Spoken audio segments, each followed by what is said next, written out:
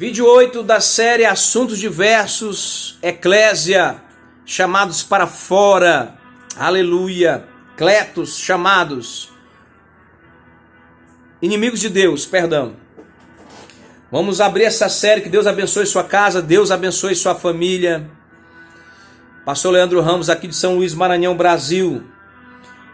Inimigos de Deus, continuando a série sobre Eclésia, assuntos diversos. Quem deseja se tornar cidadão dos Estados Unidos deve preencher os formulários adequados e fazer as entrevistas e os testes necessários, que são parte do processo. Não é fácil.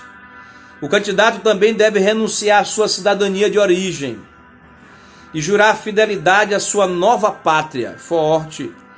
Com certeza algumas pessoas fazem isso em busca de suas ambições e seus propósitos egoístas. Não vamos julgar. Um bom exemplo disso ocorreu em 1979, quando revolucionários iranianos tomaram vários diplomatas americanos como reféns. O autor de Contaminados pela Babilônia está fazendo uma analogia. Naquela época, o patriotismo americano atingiu o auge. Os imigrantes iranianos que moravam nos Estados Unidos durante esse incidente também ficaram desconfortáveis com o ocorrido em seu país de origem. A lealdade deles estava voltada ao nosso país. No entanto, alguns imigrantes iranianos expressaram abertamente a sua simpatia pelos sequestradores. A resposta dos americanos patriotas foi previsível e correta.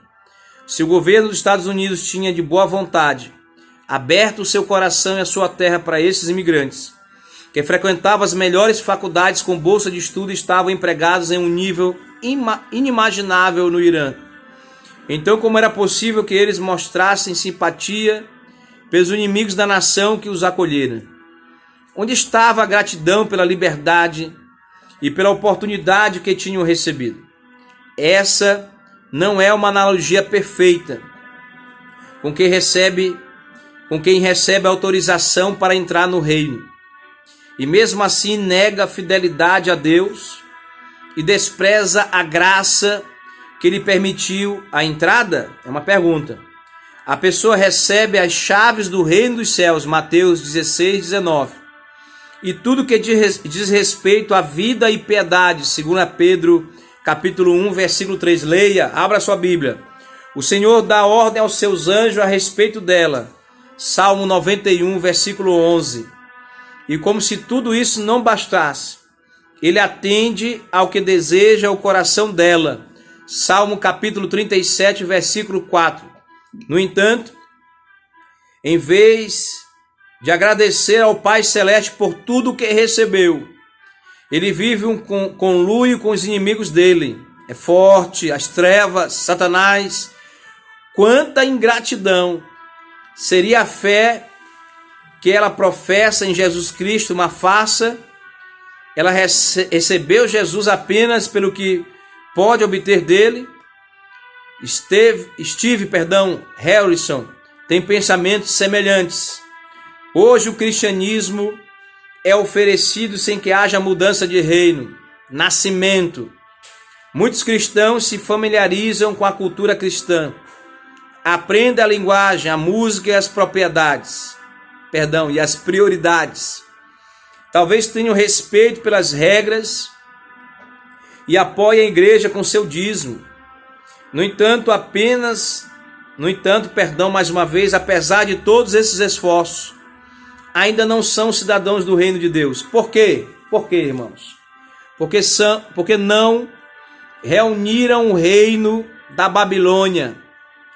Porque mais uma vez, não renunciaram ao reino da Babilônia, nem deixaram de seguir os seus caminhos. Não há dupla cidadania no reino de Deus. Você pode ter dupla cidadania aqui na terra, americano e brasileiro, americano e espanhol, mas no reino não tem dupla cidadania. É forte essa analogia. Kay Arthur acrescenta: se você não planeja submeter-se à vida cristã, tendo o compromisso de conhecer o seu Deus e caminhar em obediência a Ele, então nem comece, porque o cristianismo se resume nisso: ser servo do Deus Altíssimo, doulos, escravos. É uma mudança de cidadania, governo e comprometimento. Se você não pretende deixar que Cristo governe a sua vida, então esqueça o cristianismo. Ele não é para você. Tiago usou palavras impactantes que poderiam levar toda alma rebelde à razão. Adúlteros, forte, e adúlteras, não sabeis vós que a amizade do mundo é inimizade contra Deus? Portanto, qualquer que quiser ser amigo do mundo, constitui-se inimigo de Deus. Tiago 4:4. Infelizmente, muitos se recusam a aceitar o real significado dessa afirmação contundente, embora ela seja a palavra de Deus. O inimigo turvou as mentes deles, ocultando delas a verdade. 2 Coríntios, leia, capítulo 4, versículo 3 e 4. O poder do diabo sobre os que estão enfeitiçados neutraliza a palavra de Deus. É forte. Os anos de mundanismo e desobediência endurecem o coração desses cristãos, que leem um versículo mentalmente, mas não o absorvem, não entra na alma. A vida cristã lhes serve de pretexto, embora não enxerguem isso. Religiosidade, a própria noção de inimizade com Deus, parece tão absurda que se recusam a considerar tal possibilidade. O envolvimento com o mundo não lhes causa nenhum problema.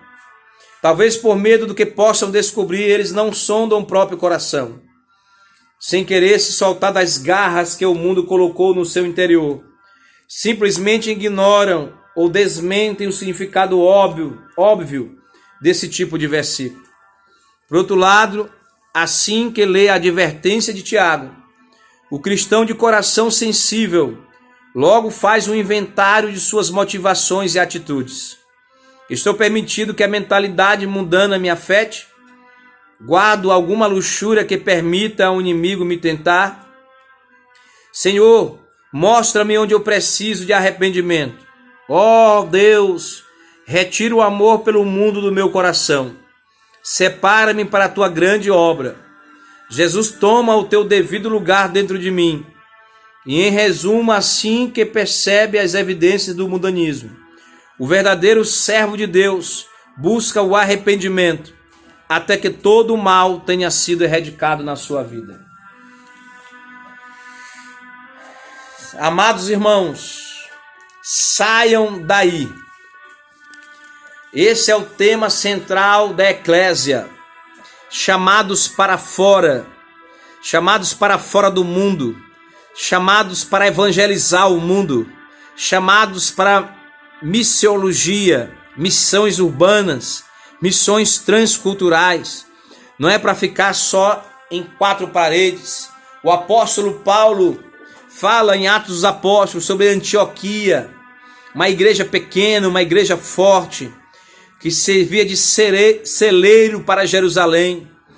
O apóstolo Paulo, em suas viagens, pregava o evangelho, andava nos porões dos navios. Todo mundo conhece a história do apóstolo Paulo. Prisões, chicotes, açoites.